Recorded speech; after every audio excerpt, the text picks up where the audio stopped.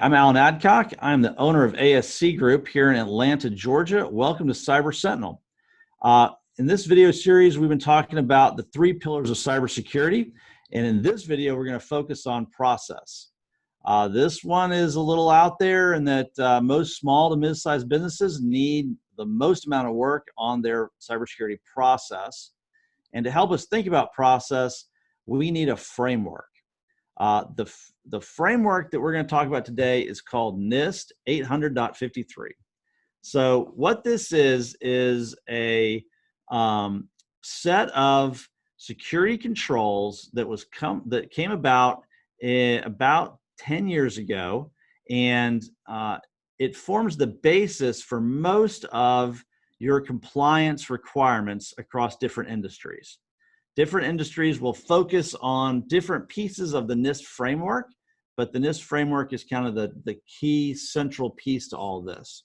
So NIST 800.53 was formed out of an executive order, and the executive order says, it is the policy of the United States to enhance the security and resilience of the nation's critical infrastructure and to maintain a cyber environment that encourages efficiency, innovation, and economic prosperity while promoting safety, security, business confidentiality, privacy, and civil liberties.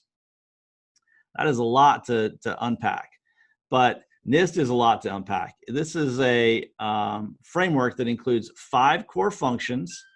Those core functions are broken down into 26 categories, and those categories contain 108 subcategories or controls. So this is not an undertaking that is an afternoon. This thing takes a long time to implement.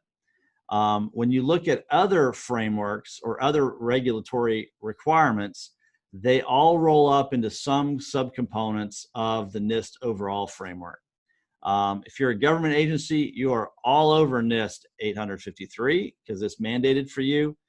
If you are in other industries like healthcare, or you take credit cards and you're under PCI, or you do business with the government, you're going to be required to have some subcomponents out of this framework.